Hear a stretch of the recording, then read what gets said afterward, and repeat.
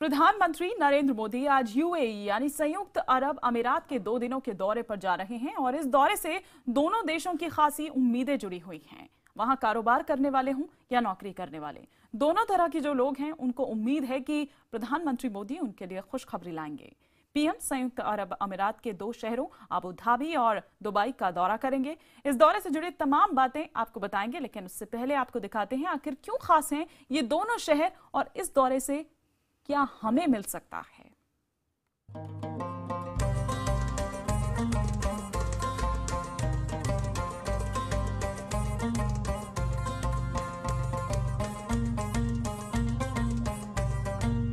संयुक्त अरब अमीरात, चकाचौंध, रफ्तार, विकास, बुनियादी सुविधाएं, आलीशान इमारतें, आधुनिक जीवन शैली और सख्त कायदे कानून। दुनिया का एक ऐसा इस्लामिक मुल्क जो आधुनिकता और विकास के मामले में पश्चिमी देशों को टक्कर देने का माद्दा रखता है। जरा इन तस्वीरों पर नजर डालिए। पहली नजर में वो आपको किसी अमेरिकी या यूरोपीय शहर की झलक लगती है, लेकिन ये संयुक्त अरब अमीरात का वो शहर है जिसने इंसानी उपलब्धियों का ऐसा कीर्तिमान रचा है जिसकी मिसाल पूरी दुनिया में कहीं और नहीं मिलती।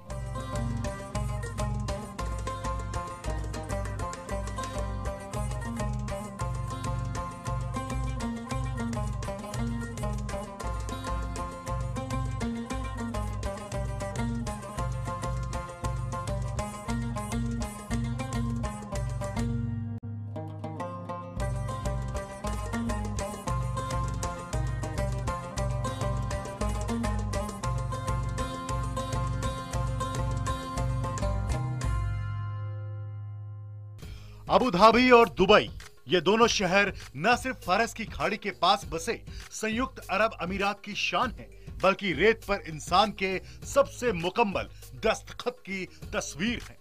7 अमीरातों को जोड़कर बनाए गए संयुक्त अरब अमीरात के ये 2 शहर अबू धाबी और दुबई 2 सबसे बड़े अमीरात हैं और अब इन दोनों शहरों का दौरा कर प्रधानमंत्री मोदी यूएई से हिंदुस्तान के रिश्तों को एक नई ऊंचाई देने वाले हैं।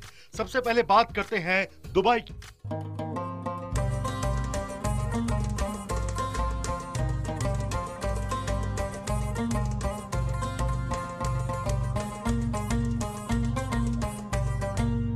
मिडिल ईस्ट का पेरिस या ग्लोबल सिटी या फिर शॉपिंग कैपिटल, ऐसे न जाने कितने नाम हैं दुबई के। किसी के लिए यह शानदार बिजनेस सेंटर है तो किसी के लिए शानदार पर्यटन स्थल। रेत पर खड़ा यह शहर अपनी चकाचौंध, साफ सफाई और सुविधाओं से आपका दिल जीत लेगा।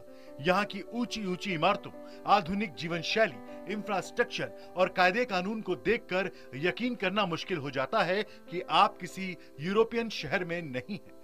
दुनिया की सबसे ऊंची इमारत बनाने का श्रेय भी अभी तक इसी शहर के पास है। 2722 फीट ऊंचा बुर्ज खलीफा इंजीनियरिंग का नायाब नमूना है, लेकिन यह उपलब्धि किसी भी शहर को यूं ही नहीं हासिल हो जाती।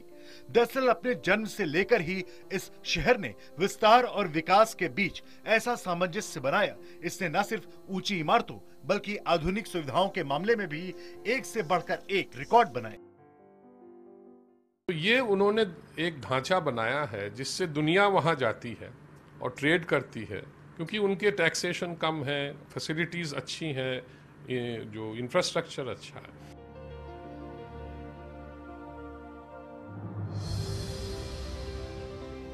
यहाँ की नाइट लाइफ दुनिया भर के सैलानियों को अपनी ओर खींच लाती है। पुख्ता सुरक्षा इंतजाम, आवाजाही की तमाम सुविधाएं और विलासिता की तमाम चीजें देखने के बाद आप इसे रेत पर जन्नत मानने को मजबूर हो जाएंगे।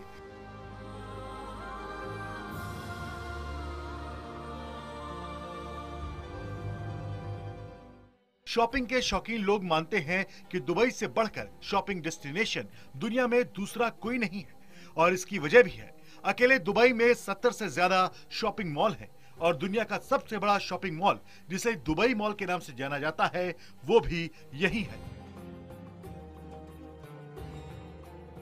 कानून व्यवस्था इतनी दुरुस्त है कि यहाँ सड़क पर चलते हुए कोई हॉर्न नहीं बजाता।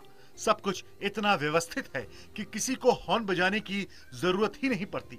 हालांकि यहाँ ज्यादातर लोग अपनी गाड़ी से सफर करते हैं, इसके बावजूद बस, ट्रेन और मेट्रो जैसी तमाम सुविधाएं भी शहर के लोगों को मुहैया कराई गई है।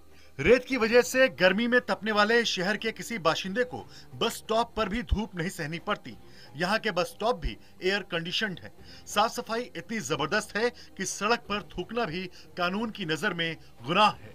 अब जरा नजर डालिए संयुक्त अरब अमीरात की राजधानी अबू धाबी पर। दुबई के बाद यूएई के इसी शहर में यहाँ की सबसे ज्यादा आबादी रहती है।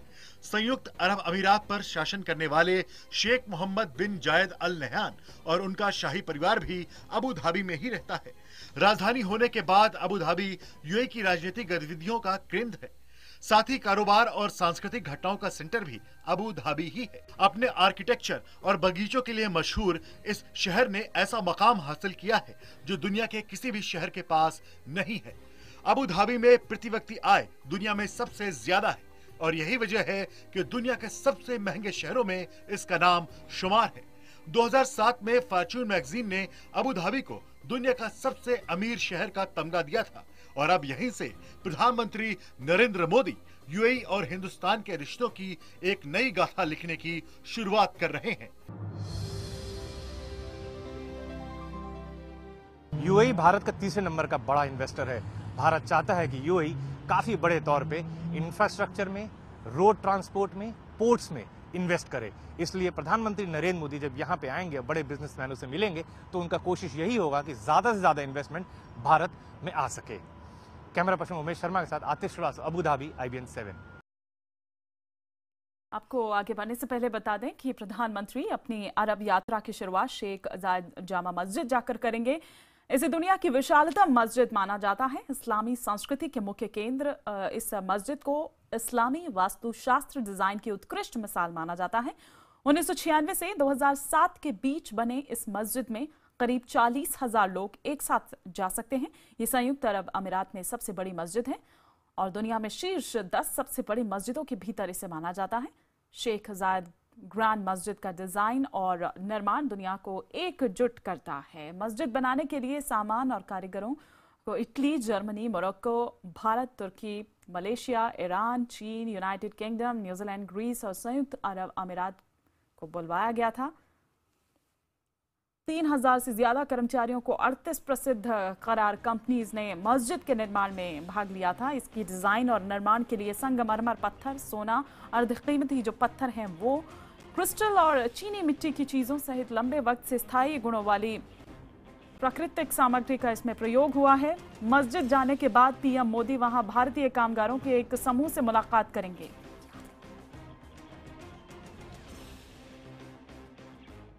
संसद सत्र की समाप्ति और स्वतंत्रता दिवस की जिम्मेदारी निभाने के बाद प्रधानमंत्री नरेंद्र मोदी अब विदेश नीति के अपने एजेंडे को आगे बढ़ाने में वापस जुट गए हैं।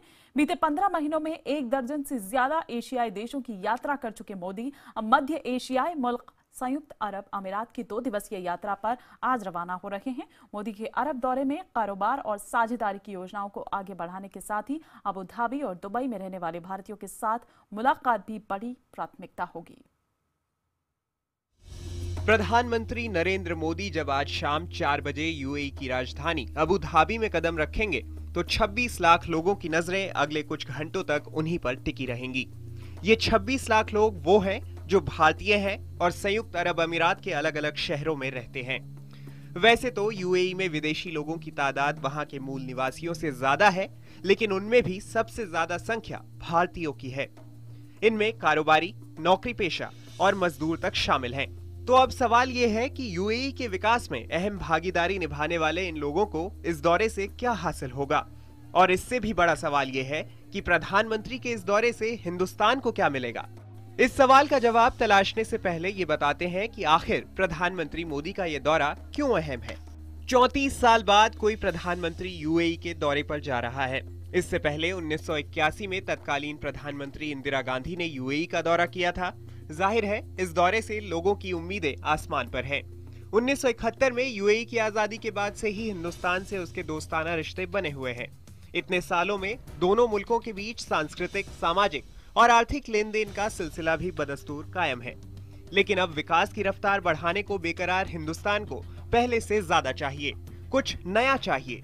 यही वजह है कि सालों से चले आ रहे दोनों देशों के रिश्तों को और गाढ़ा करने की जरूरत है और अब प्रधानमंत्री यही बीड़ा लेकर यहाँ पहुँच रहे हैं। बहुत बड़ी बात है कि ये हमारे ऊर्जा सप्लायर्स हैं, ऑयल एंड गैस सप्लायर्स मेरे ख्याल 60% के करीब ये हमारे इसी मुल्कों से आते हैं। तो ये बड़ा इम्पोर्टेंट है। दूसरा इम्पोर्टेंट चीज़ है कि यहाँ पे हमारे 7 मिलियन के करीब हमारे देशवासी यहाँ काम करते हैं। संयुक्त अरब अमीरात में प्रधानमंत्री मोदी सबसे पहले शेख जायद मस्जिद जाएंगे, जो पूर्व सुल्तान और पहले राष्ट्रपति शेख जायद बिन सुल्तान अल नहान का मकबरा भी है। इस्लामिक स्थापत्य की मामलूक, ओटोमन और फातिमिद कलाओं की छाप समेटे सफेद संगमरमर से बनी शेख जायद ग्रैंड मॉस्क यूएई का प्रमुख सांस्कृतिक चिन्ह है। प्रधानमंत्री शेख जायद मस्जिद और मकबरे में पहुंच पूर्व सुल्तान को श्रद्धांजलि भी देंगे। वहीं इसके बाद प्रधानमंत्री अबू धाबी के ICAD सिटी का रुख करेंगे, जहां वो भारतीय कामगारों से मुलाकात करेंगे।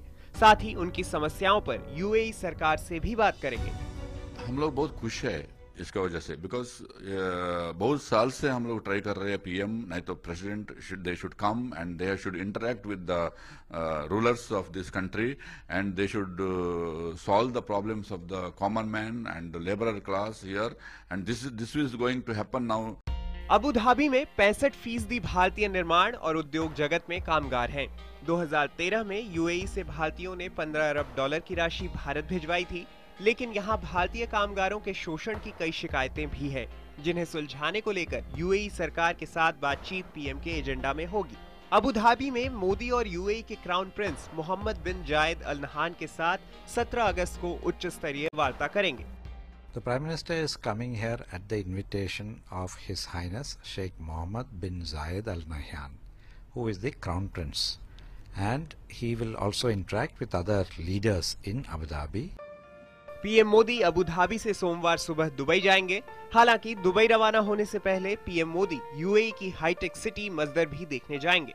स्मार्ट सिटी परियोजना के लिए दुनिया भर के बेहतरीन नमूने और साझेदारी बटोरने की कवायद में जुटे मोदी इस नए और जीरो कार्बन शहर का मुआयना करेंगे। वहीं दुबई पहुंचने के बाद PM Modi Dubai cricket stadium में भारतीय समुदाय के साथ संवाद करेंगे। इसके लिए भी खास तैयारी की जा रही है। आप देखा किधर भी जाओ, उधर भी जाओ, किधर एवरीवेयर मोदी जी मोदी जी मोदी जी। सो इधर भी सारा लोग सऊदी से, बहरीन से, मस्कत से, ओमान से, everybody is coming and UAE में सारा लोग 51,000 रजिस्टर किया।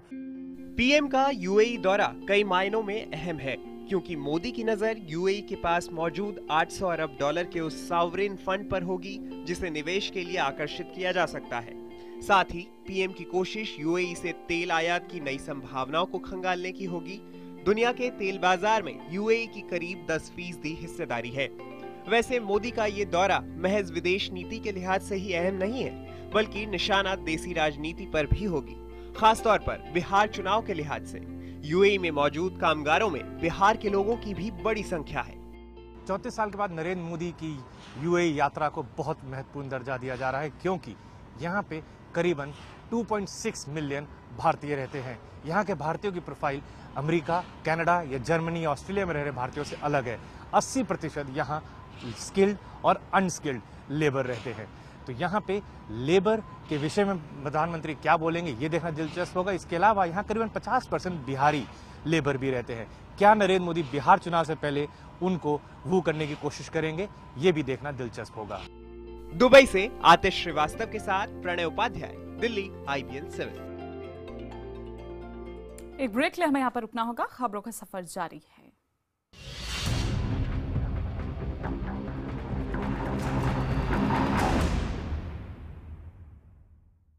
प्रधानमंत्री नरेंद्र मोदी महज 15 महीनों के कार्यकाल में अब अंतर्राष्ट्रीय राजनीति के धुरंधर खिलाड़ी बनते जा रहे हैं। कूटनीति मोदी की पसंदीदा पिच बन गई है, जहां पर वो जमकर खेलते हैं। भारतीय विदेश नीति को लुक ईस्ट से आगे एक्ट ईस्ट की दहलीज पर लाने वाले PM मोदी ने बीते 15 महीनों में अगर 24 मुल्कों की यात्रा की तो उसमें 15 देश एशियाई थे। प्रधानमंत्री मोदी जहां भी गए उनके नाम की गूंज वहां जमकर सुनाई दी। आइए एक नजर डालते हैं प्रधानमंत्री के अब तक के अहम दौरों पर।